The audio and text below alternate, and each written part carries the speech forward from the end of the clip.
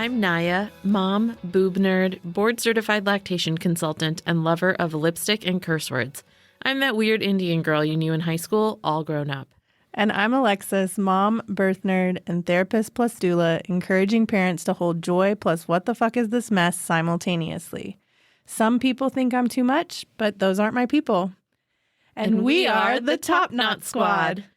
TKS is a tiny little podcast about motherhood in real life, the good, the bad, the ugly AF. Hosted by two women that are passionate about our beliefs and unafraid to speak our minds. Friends that wanted to create space for all that ish we are too scared to talk about. Are you ready to laugh, be vulnerable, and keep it real with us? Top knots are not required.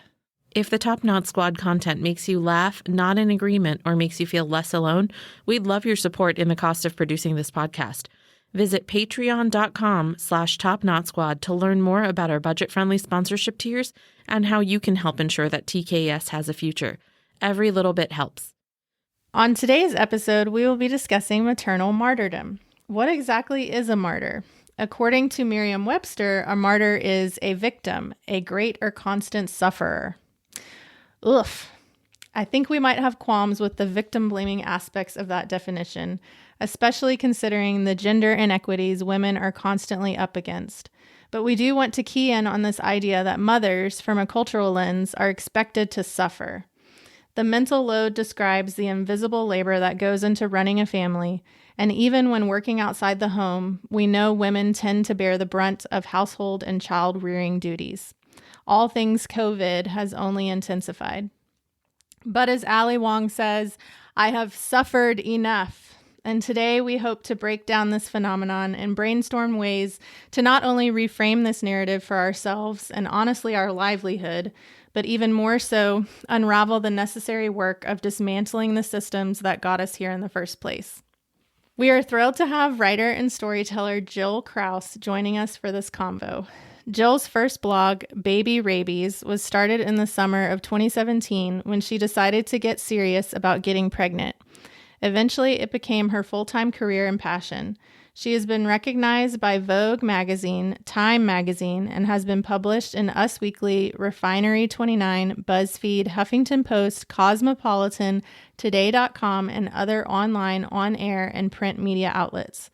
She has a degree in journalism from the University of Missouri and has been a storyteller for as long as she can remember. She has also published 2 books on pregnancy and breastfeeding and 2 ebooks on photography. Jill is mom to 4 children, 2 dogs, and lives in Austin, Texas. Now that Jill is mentally and physically done having babies, you can find her on jillkraus.com and on her social media platforms. Yay! Yay! We're so excited to have you. Yeah, this is a fun get together, and I love that we can see each other on video, but nobody else is going to see this. And I just want you to know that I like you both so much that I didn't bother putting on a bra. So, well, I normally don't have a bra on, but I came to my office for the first time in over a year. So this is my therapy office. I'm still doing virtual sessions, but I actually got dressed, so I do have a bra on today. But do you have real pants on or do you have soft pants on? No, I have a dress on, which is really stupid because I had to pump. Oh, that No, sucks. I had to pump, and I was like naked in my office pumping. It's definitely the downside of dresses and rompers when it comes to pumping or going to the bathroom with rompers. Yeah. Yeah, it's a learning curve going back to work. Well, let's dive right in. Jill, let's start a little bit about hearing about your world and how martyrdom may have shown up for you throughout the years. golly, I feel like that's I could talk forever on that. I will, I think, narrow in and say really a big transition for me in the last couple years have been recognizing the damage that's done to myself. And so I've been leaning really heavily into therapy the last year, and I'm currently in the process of leaving my marriage. And I don't know that that was the biggest reason why, but it's certainly a factor. So I think as a broad scope, I don't know that any mother is immune from this culture of motherhood martyrdom, even if I feel like I've been aware of it longer than most moms have because of my online presence. But I think I felt for a while that it wasn't going to affect me the way that it did. And it really became obvious, especially as the lockdown hit us last year, how damaging the mental load of being the default parent had become. And that I had to give myself permission to not continue to martyr myself so that I could literally just like survive. And we can dig more into that. I'm sure you guys have more questions on that topic. But yeah, really in the last year, I've been more vocal about that and have received some pushback from it. But, like a lot of things in life, the pandemic and COVID really brought things to the surface. Absolutely. I'm thinking about your apartment. So I don't know if you want to share a little bit about that, but you had shared on social media that you had gotten an apartment, and some of the comments were just so atrocious. But they also like speak to this because they were clearly women that are like stuck in this narrative of you can't do something for yourself because then you're selfish and a bad mom. Yeah. So a little bit of a backstory is, I've been the stay-at-home parent the entire time we've had children, even though I did work from home as well. So as a blogger and content creator, that's always a really weird, murky line, right? Because a lot of my work involved my children, and I've always had really flexible hours. So I was able to dedicate a lot of time when they were home being a mother. But because of that, my children didn't ever really understand when mom is working and when mom is not working.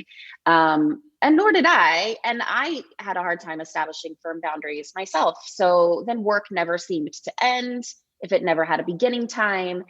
And then when you're all just like stuck in a house, for like 3 months, it's a lot, especially as a family. We were so used to my ex traveling so frequently. And here's the thing, we just wrapped up like a nearly 2-year RV trip with all 6 of us in a small RV all around the US and Canada. So we have done the like living every day with each other thing.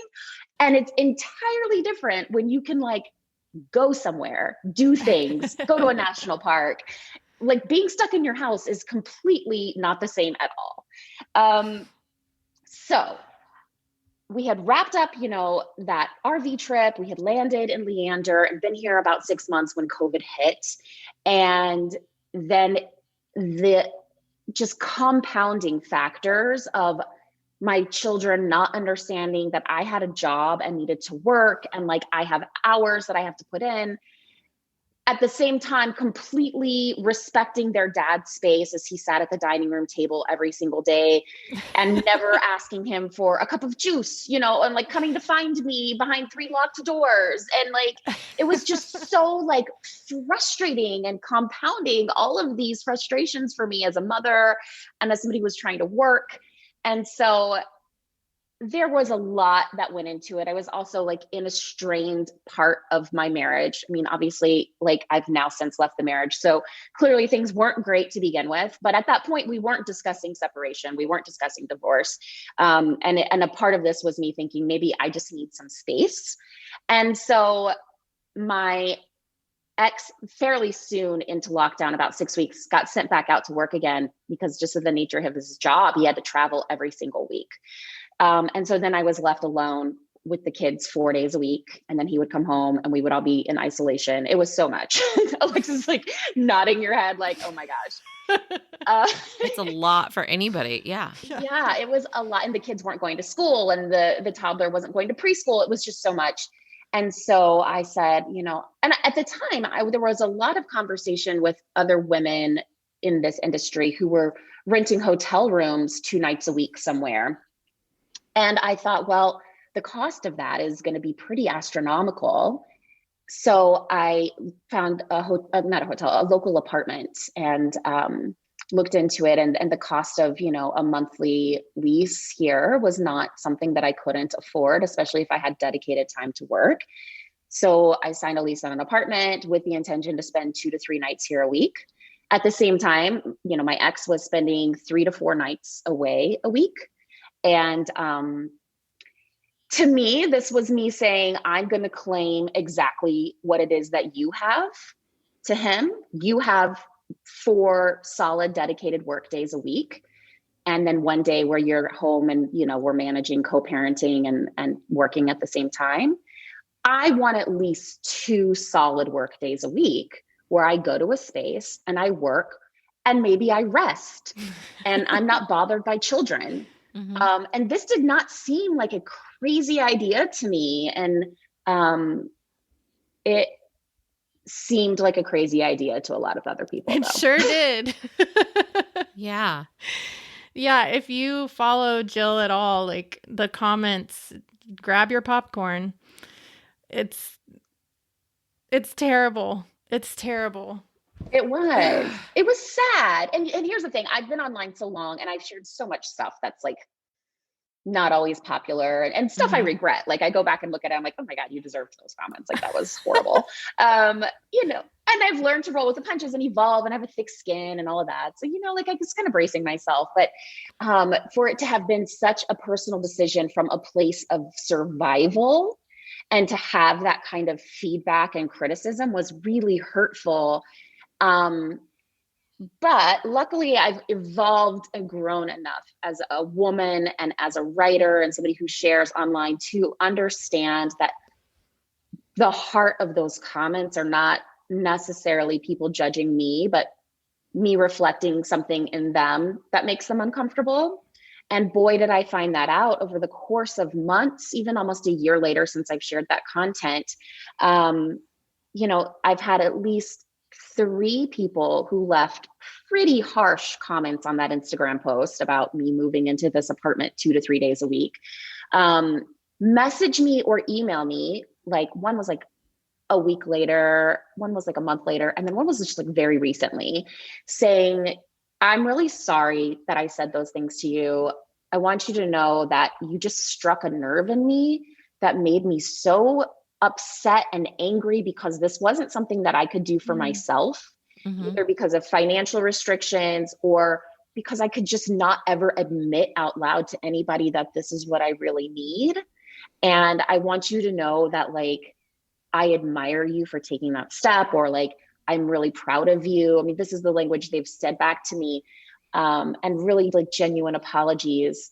And I think that was so illuminating to me. And I thanked them so much for being so brave, for reaching back out to me. That's a hard thing to do. It is. Yeah. Because I think that they have taken such a big step now in acknowledging why that hurt them so much. And I hope that they can like move on in a way that will help them figure out how to fix that. Wow, that's beautiful. I did not expect that was the direction you were going. I was waiting for No.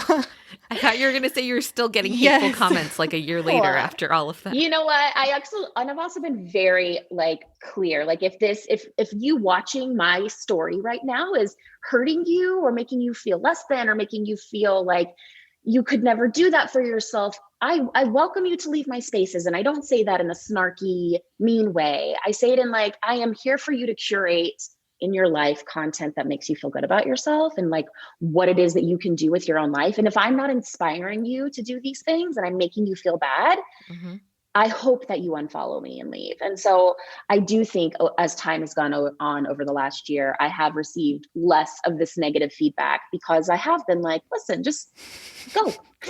I want you to go and be happy with what you see on Instagram. Bye. Yeah. Yeah, I think I have so many thoughts, but I'm thinking a lot about how like it's not hitting some pain point in their life, but it's also like very illuminating around how deep rooted the message is that we receive around mothering, and how it's different. What, in if there's a dad and a mom, the message is very different. Those gender differences are enormous and frustrating. And it's hard to even start to peel back the layers when you've been carrying that message your whole life. Mm-hmm.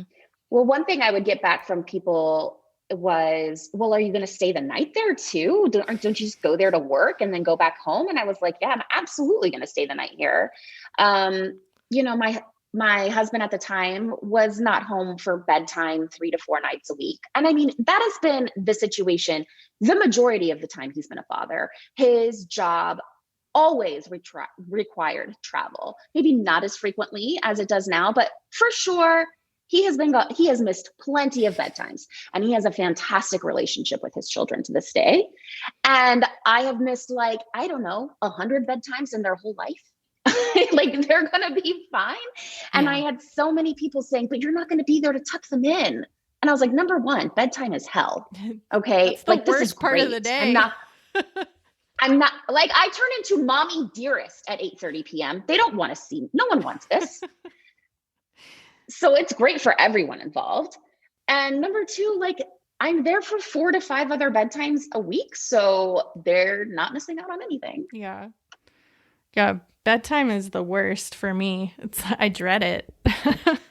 We try to divide and conquer. I only have 2 sons, and we try to divide and conquer, but it doesn't matter. Inevitably, one of us is more frustrated than the other. And so, or inevitably, I'm the default, so it doesn't even matter if she's like, he'll put Rowan to bed and then she comes out and it's like, no, I want you to put me to bed. So it's like now two tuck-ins have had to happen. It's a cluster. Yeah, in some ways you create so much more work for yourself in that way. Mm-hmm. Yes.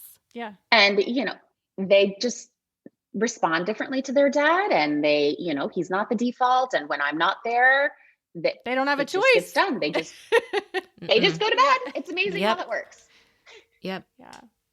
I remember that when my kids were much, much younger, as I started to go meet friends for whatever, or had an obligation and had to miss bedtime. At first, I was always worried, like, how are they going to go to sleep without me? And then pretty quickly, I learned that they go to sleep much easier for their father than they do for me. So that was good incentive for me to want to go out more around bedtime. And just like you said, they're going to go to sleep at some point. Yes.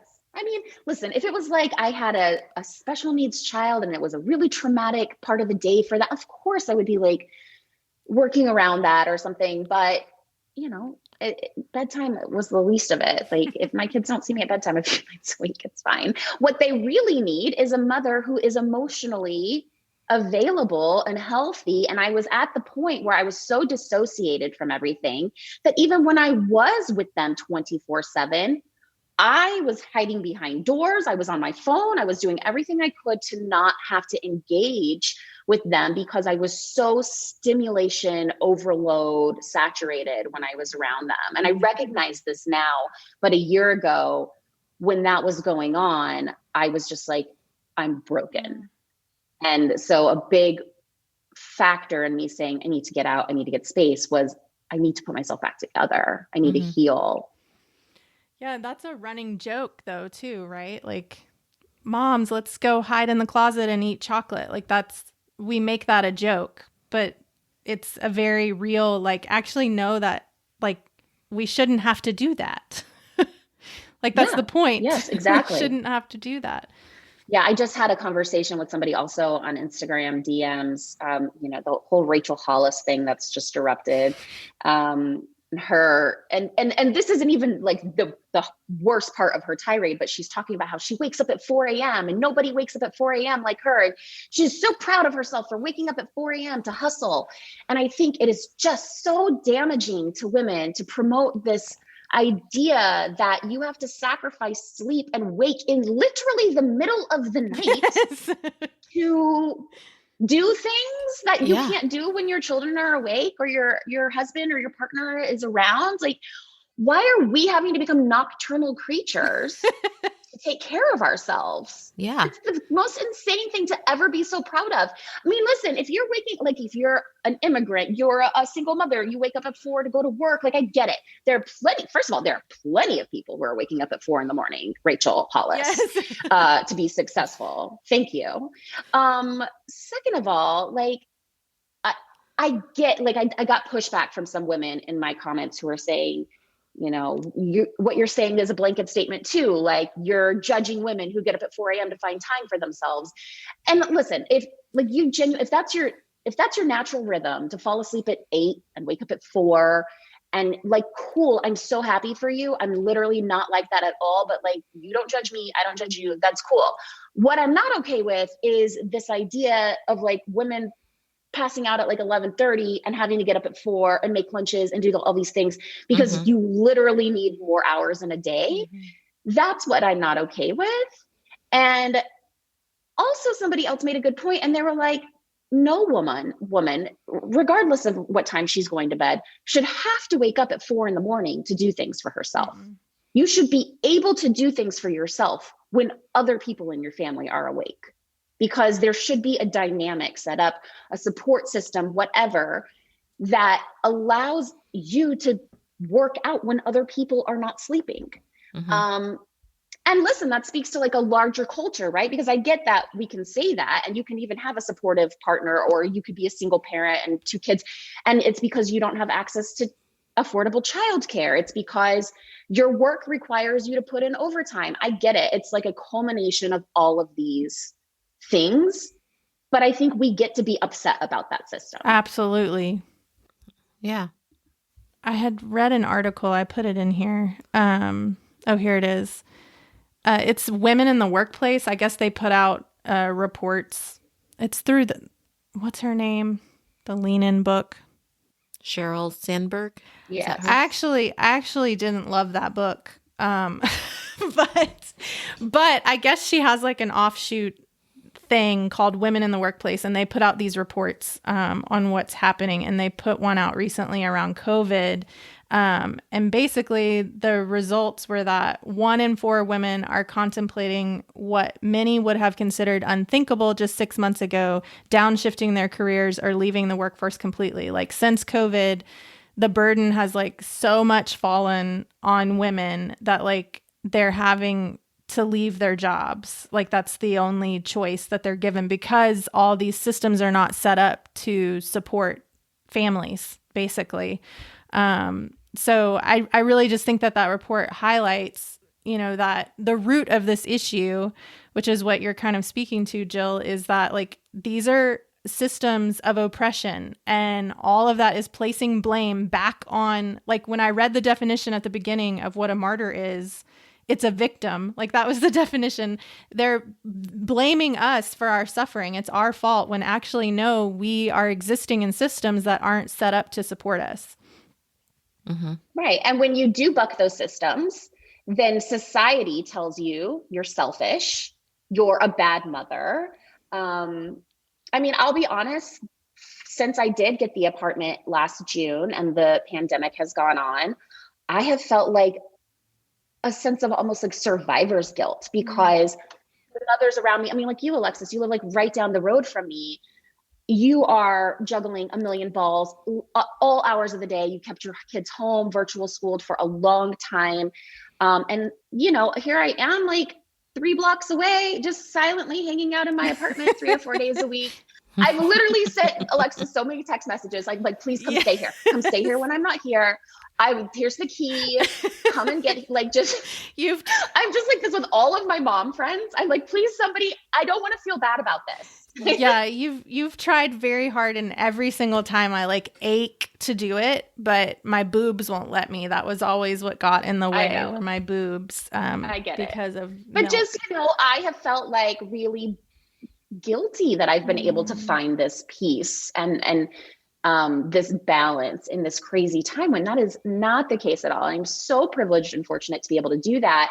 But at the same time, I also recognize that if I was not at a place where I was trying to leave my marriage. If I was in a happy relationship and the two of us had gone on like we have for years before, there's a strong likelihood that I would absolutely have dropped the majority of my clients at this point and just be doing the mom thing all on my own while he travels, and just not maintaining work because it just wasn't an option if I had to be around the kids all the time. Yeah, it certainly happened to me. Like I took a year leave, which was not what was supposed to. I intended on taking an extended leave, but it was when I was going to be able to like go to baby yoga and, you know, the thinkery with my baby and like get coffee and like talk to humans. And when that wasn't a reality, it was like, why? Now I'm just stuck in these four walls with all of the children, not just the baby. And so I was not well, and I didn't feel like I could go back to work. But of course that was never a conversation for my husband. Like he just kept working. Like that was never, but it was always an option for me. So, yeah. And I think that's a really important thing for parents who had babies in the last year, whether it's your third baby or your first baby. My sister had her first baby on March 17th. So it was like the beginning of the apocalypse. It was so crazy. And I think, you know, in talking to her, I feel like there's going to be a lot of unprocessed trauma from mothers in terms of what this year was, especially if it was like, in theory, your family relatively unscathed, you know, like nobody got super sick and like you didn't lose your house, you didn't lose your job. You know, I think there's always been this pressure on mothers, especially, to be grateful for what you have. You know, your baby is healthy and you know, like you have such a perfect life. And of course, it's always important to recognize our privilege and the things that we have access to. But at the same time, I hope especially mothers of babies can not martyr themselves in terms of this experience and really recognize that you guys missed out on so much that is built into like what is normal in motherhood in our culture. I mean, I was telling my sister, like the fact that you didn't get to just like, I don't know, go to Target and get a Starbucks and walk around for an hour while the baby's napping when you need a break is like, that's a big deal. And it sucks that you missed that. And it's okay to feel like that sucks. Oh yeah. They're like little cuts. Like there are so many like small cuts that have happened in this year of having a baby.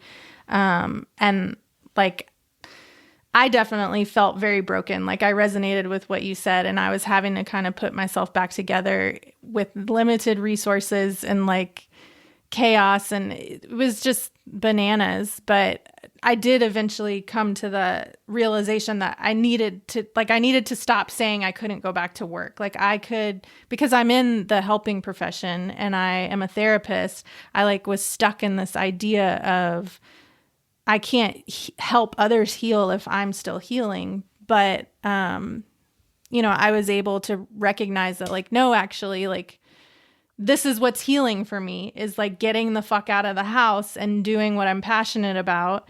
And if I'm not doing that, then there's not going to be any progress here. I'm just going to keep falling deeper into the hole. So, yeah. And I think that's such a good example for other moms, right? I mean, it just like, if you show them that we can work through what's not perfect, then it gives them permission to go out and do the same. Yeah. I think you both touched on a part of it. I think a part of it is acknowledging and recognizing the mourning that you can do about your postpartum and what you imagined your first year of motherhood to look like versus what it actually looked like. So, and a lot of people, and just like you said, you know, I see it a lot with my clients. They're like, well, you know, but everybody's okay after the birth and, you know, everything is going well. And I'm like, yeah, but you're allowed to say that giving birth with a mask on sucked. Like that's okay to do. You're not a bad person for acknowledging that things are hard. And I think that's kind of something that we need to talk more about. And even with what I do as a lactation consultant, we always see these pictures of breastfeeding with moms just being out in a field magically nursing their naked babies. And that's beautiful, but that's not what it's like for most people. There's pain and sore nipples and washing so many fucking parts all damn day. And so that needs to be shared just as much as the beautiful imagery that's out there depicting the perfect relationships. Absolutely. I actually just had a photo shoot of that. I had a breastfeeding photo shoot where I'm like icing my breasts and washing pump parts and crying. That's I wanted her to capture like all the shitty parts of it. I love that. Yeah. So I found another article that was written by a perinatal psychiatrist, and she listed a couple like tangible ideas on how we can combat the burnout that comes with this lived experience we're talking about. But before I even shared any of those, I was just curious, Jill, what have you found helpful as you've kind of been unpacking this for yourself along the way? In terms of COVID and burnout? No, martyrdom. So like unpacking this narrative that you have to suffer, because I think that you've pretty much described for us like that you basically were like, no more, I'm done. Yeah. So what helped you get there? Like how do other mothers listening get to that point? Because that's really hard. It is hard, and it's been a long journey for me. So even though that I got to a point last year where I was like, that's it, to get to that point, I had to get pretty low, unfortunately. I really to the point like this time last year, I had like suicidal thoughts. And that was a pretty big indicator for me that I was very broken and some things really had to drastically change. So I think over the years of motherhood, I have been fortunate enough to surround myself with other content creators and people I've met, mothers I've met online that have shared this idea that we don't have to martyr ourselves or we should be aware of it. So that's why I said, like, I kind of thought I was like in the clear and didn't realize the point that it had affected me until last year. But, going forward, I think it takes a lot of self-confidence. And I still struggle with it, even now with the divorce, with separating and moving to like a 50-50 shared custody schedule with my ex. That's a lot of time I'm not with my kids now after I've been the default parent and with them the majority of their life. And I have to recognize that makes me uncomfortable and it makes me feel guilty. And I have to try to figure out why. I get now the thing I have to fight a lot is the narrative that it's okay because the time that you're with them, you're so present and such a great mom that it makes up for the time you're not with them. And that's not really always true. Like it's just like sleep. You can't like bank your sleep for a week and then go without sleep for a week. Like you can't be like, away from your kids and then come back and be like Mary Poppins for 4 days, like they're still Yes. gonna push the same buttons. They're still gonna like exhaust you. And if you're on your own, it's even worse.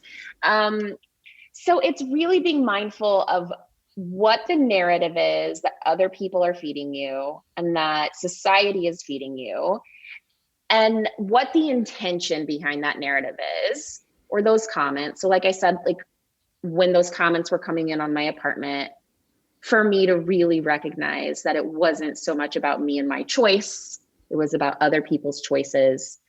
Just as I've become older and a more experienced mom, so much of it has been about emotionally evolving and investing in learning more about my brain and my nervous system and how all of that responds. These are all, and it sounds like so much work, right? Just to like, be like, I'm not going to be a martyr anymore. And it's like all these layers that you have to work on. But that's the heart of it. You just have to be very careful about curating the messages that you're letting get to you and understanding where they come from. I definitely feel like I've witnessed with other friends, like who are parents to older children, like the longer that you do it, there seems to be some wisdom of like separating yourself because like then your kids are like more self-sufficient, right? Like, I mean, of course it's a different stage. Naya and I, neither of us have teenagers, and I know you have lots of teenager stories, but and that comes with its own set of challenges is what I'm saying. But when they become older and you're no longer in like the stages that we've been, you know, the baby stage and the toddler stage and like all of that, like do you get some air? Like, is that part of it? Well, for me, this is what's such a stark visual contrast when you think about it. When you're raising babies and toddlers and even preschoolers to a degree, you do literally have to give of yourself to them to keep them alive, to keep them fed, to, you know, they're touching you all the time. They are breastfeeding, or if you're bottle feeding, you're holding them, like you are one with them. And so I get that in those younger parenting years, it is going to be immensely harder to separate yourself from your motherhood. Like that is like one and the same. As your children get older, there comes a point where they're little mirrors, and they're reflecting back to you the kind of person you are, or your values, or what you have shown to them you prioritize, whether that's been intentional or not. And for me, as my kids have gotten older, what has scared me is I don't want my children to keep reflecting back to me, number one, that I need to constantly be making them whole because they need to learn how to do that themselves. And number two, that they can't do work on themselves and heal themselves. And so that's why that journey has been really important to me the last couple of years, especially, is I want my kids to see a mom who is always evolving, who is always challenging herself to become better, who is doing really uncomfortable things. And so that's been where I've shifted my energy to. But 100%, I would not have, number one, the time, the resources, or the energy to go through this mental journey that I'm doing now when I had like, you know, a preschooler, 2 toddlers, and a newborn. So that's really interesting to me in a particular way. I'm a first generation immigrant. I was born in India. We moved here when I was a kid, went to school here my whole life. So all I've ever seen, my mother is an amazing woman. She worked a full-time job, came home and cooked two separate meals, one for my sister and I to eat of more Americanized food, and then one for her and my dad to eat. And so that's been kind of like my motherhood goal. And so a lot of what you were saying about unlearning some of those habits and not making ourselves martyrs, there's definitely a twist to it potentially when you come from another culture, or potentially when you come from a place that really does push their mothers to make that sacrifice of themselves. But I think the more that we talk about this, the fact that it is okay to be somebody outside of your motherhood and to have more interest, Alexis, that's something that we've always talked about on this show, and on this podcast, excuse me. And so I think the more that we can talk about it, the better. Because I know I've been kind of on my own journey. I've been thankful to have a very supportive husband who let me find this second career after we had a child. We added to our family while I was in this whole process. So he's always been comfortable with me kind of doing my own thing, being, you know, not babysitting his kids, but actually being a parent to his children while I'm doing clinical hours and stuff. And again, it's just kind of recognizing what you said about recognizing that privilege that I have because I have a supportive partner and I have the means and I have the privilege there. But to kind of loop back around to what I started saying instead of rambling, was just that, yeah, I mean, the experiences that we carry, especially of our own mothers, into this and mothering, that's some heavy shit. And I feel like that could be another podcast all on its own. I had a wonderful conversation with another content creator the other day, and we were saying that the energy mothers especially need to be bringing to 2021 is that self-care, the really honest, hard work self-care, the really rooting down and learning about ourselves and making ourselves better people. First of all, I don't know that that's something we saw a lot of our parents doing, to be quite honest, especially not when we were children, for sure. But that is the legacy that we give our kids now. That is how, when you grow up and you say, I want to give my kids a better life.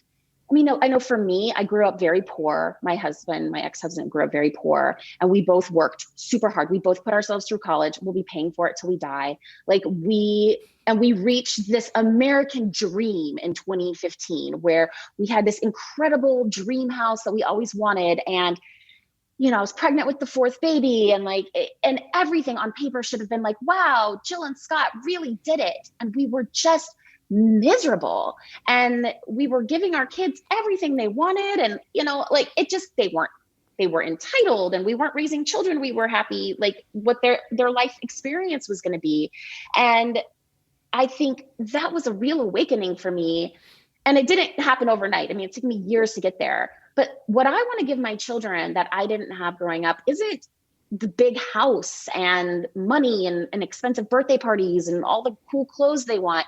It's mental awareness and healthy coping mechanisms. And that's the legacy, I think, that parents now, when you say, I want to give my kids something better than I had, that's what we need to be working on, not this, vacation. Oh, that's great. And if you can afford that, that's wonderful. And I wouldn't ever put anybody down for buying whatever it is they need to that makes them feel happy and fulfilled. But that's not the legacy you're leaving your kids. Leave your kids an emotionally healthy, connected parent and a healthy emotional relationship with you. Mm-hmm. I love that. Word. Yes. Well, in the interest of time, I think we should go to our Squad Wants to Know. So the end of every episode, we kind of gather questions from our listeners. And we have, I guess I'll ask this one. Knowing what you know now, what things would you do differently in early motherhood, especially related to taking care of your mental health?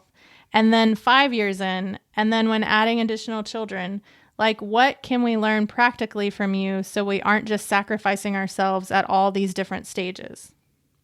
I try to be really careful with how I answer this, because I think it's really easy for all of us to look back and say, sometimes I'll think oh my God, I'm so extra. I should have never done Elf on the Shelf, because then I had to keep it up with all the other kids, or I should have never gone out of my way with these birthday parties and Valentines or whatever. But the thing is, I loved that stuff at the time.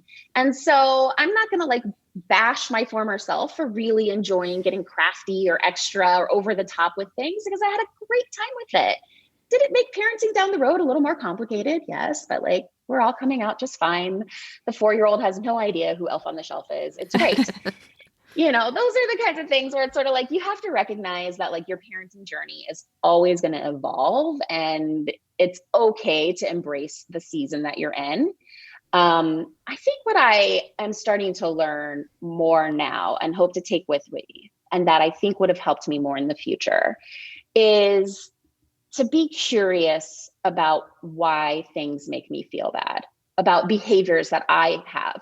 So, and starting with in the beginning, when I would get so angry all the time, I was so quick to rage when my baby, I was so frustrated and why can't I control what's happening? And I used to think it was just because I was a type A control fanatic, and I had just left the office environment, and I was so used to managing projects, and a baby is not a project. And there's a lot of truth to that. But also I had extreme anxiety and OCD that was going undiagnosed.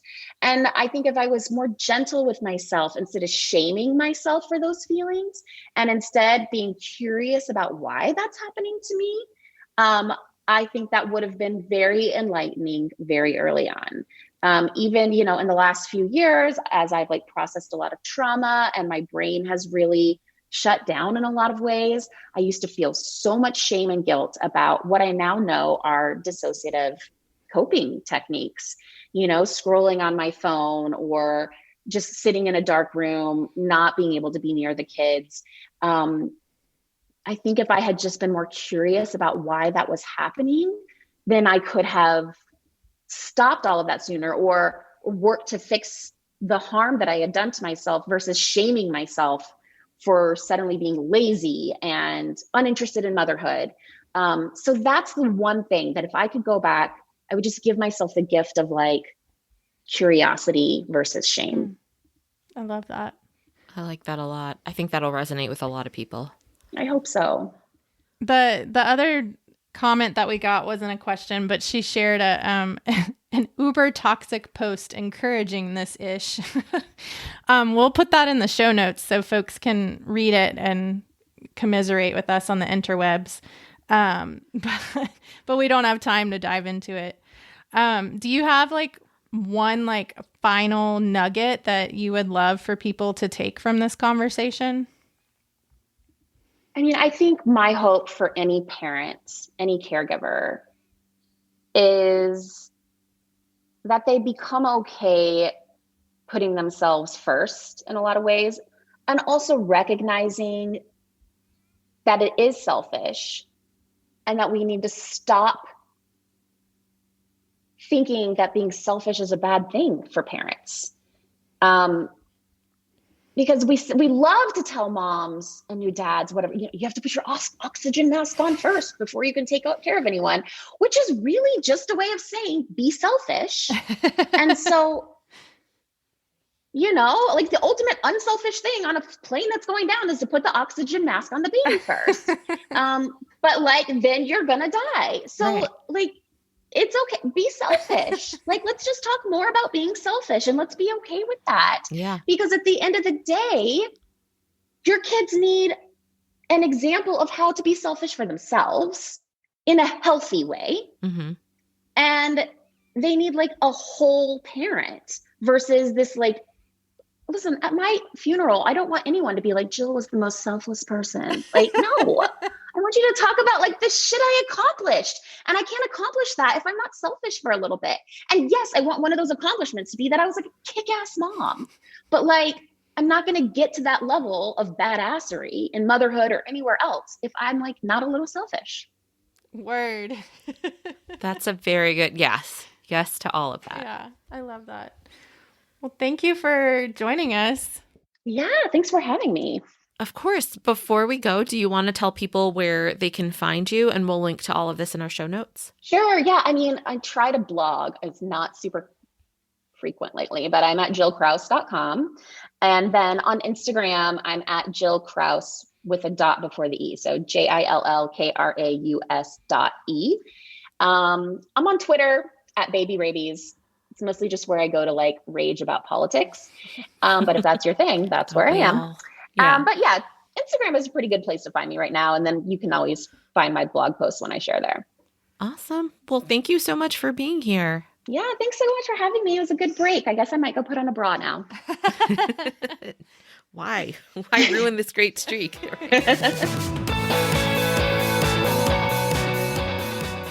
If the Top Knot Squad's content makes you laugh, nod in agreement, or makes you feel less alone, we'd love your support in the cost of producing this podcast. Visit patreon.com/TopKnotSquad to learn more about our budget-friendly sponsorship tiers and how you can help ensure that TKS has a future. Every little bit helps. If you like what you hear, then be sure to click the subscribe button in your podcast app. While you're there, leave us a review. You can find us on social media. Just search for Top Knot Squad.